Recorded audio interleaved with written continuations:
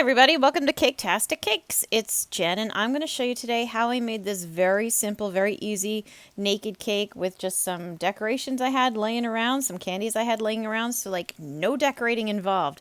So let's get ready to go. To begin, I'm going to start with this yellow cake that I made. It is just plain vanilla cake, a plain yellow cake, nothing special there. And I made a vanilla crusting buttercream to go with it.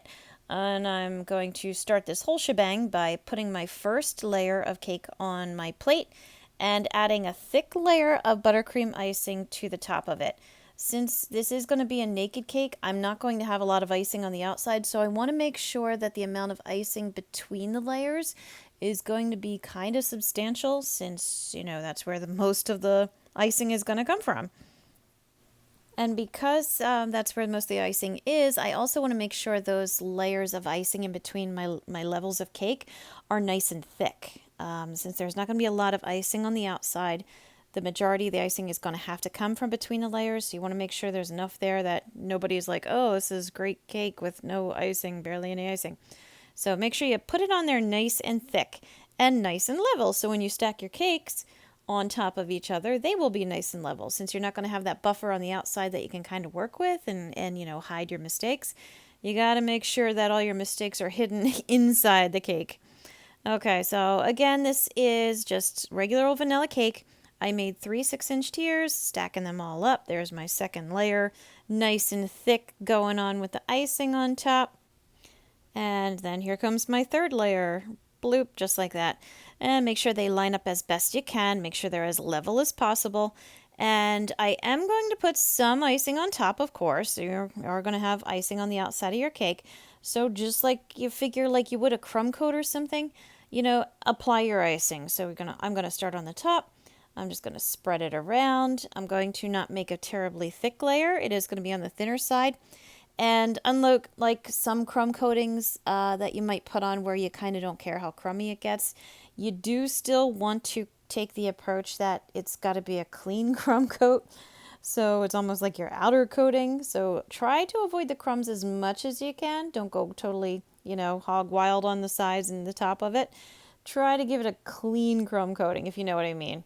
Now that you've got your cake all covered and it looks nice and even, and you got a nice amount on there, all your little holes are patched up, it's time to start scraping it all off. Yes, this is how I made my naked cake. I guess you could just put it on really thin. I don't know. I just scraped it and scraped it and scraped it because that gave me a more even amount of icing that was on it, left on it. So I'm using my little Wilton cake scraping tool here, and I just keep scraping and scraping and wiping and scraping. And of course, when you do this, you're going to realize how uneven your cake levels are as the one on the bottom starts to become very, very, very noticeable. Oh, yeah, it's right there, isn't it?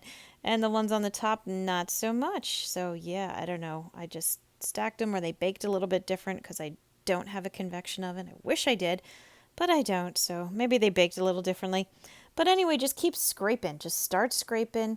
Keep going until you're happy with the look of it. You can scrape it down as naked as you want, or leave it, a little bit covered, a little more bashful if you want.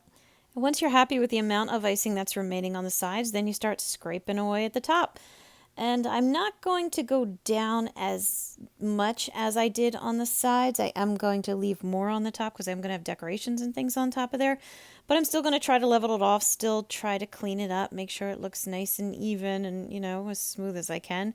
Which, if you have watched this channel before, it's not my strong point. I try to make them nice and smooth, but it's something I'm still working on. We all have our Achilles heel, right?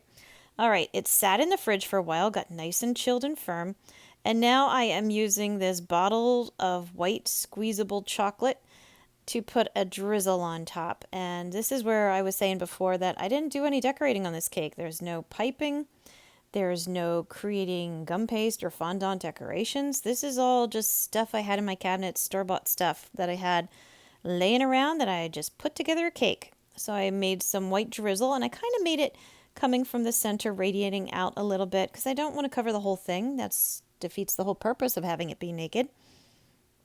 And then I went ahead and added a black drizzle on top. This is, again, just a microwavable bottle of black drizzle. This stuff, I gotta say, it's a lot easier than making a ganache and, trying to get the consistency and dyeing meltable chocolates and everything. Yeah, if you just find a bottle, Walmart has them for $5. So it's hard to go wrong when 30 seconds and you got a drizzle going. I have some black drizzle on top of my white just for fun. I had some rock candy, some black rock candy that I'm sticking in there. I just cut the round little balls off the ends of the sticks to make them my little decorations. I've got some chocolate, some dark chocolate bars that I broke up and stuck in here and there, as you can see. And pretty much I just used anything dark that I had just to, decorate it, make it look pretty. I got some chocolate covered pretzels. I have some more chocolate bar. I'm putting some little pieces on the side. Again, if you are going to take this kind of approach, different sizes, different shapes, different textures. That'll give you a really cool look. So I've got some pretzels, I've got raisinets, I've got chocolate bars, I've got rock candy. I had some amazing cordial cherry candies. Oh, they were so good. I have a few of these red roses. They are just sugar roses that somebody gifted me one time that I never used the rest of them. So here they go. A little bit of icing to stick things in place. Also gives it kind of like a little pop of color too. So I got a few of those, throw them on there, and again, just keep sticking the chocolate in, sticking the candies in, make different levels, make different layers. You do want to try to stack things. Well, you don't want to, if you want to. I wanted to stack things up to make it just a little more interesting looking, a little more full looking. And once I have some nice height, stick some things on the side with a little bit of my extra icing, so it's, again, more interesting looking. A few more little candies at the bottom, a little bit of icing to make sure it doesn't move when I stick it on the plate. And there you go. Yeah, so that's it. It's just whatever candies you have laying around, just pick a color theme, go with it. No decorating needed. How easy is this, right? So I hope you enjoyed my quick little video here. I hope you will like and subscribe because it really does help me out. I've got a lot of other videos out there, so please take a look. And as always, thank you for watching Caketastic Cakes.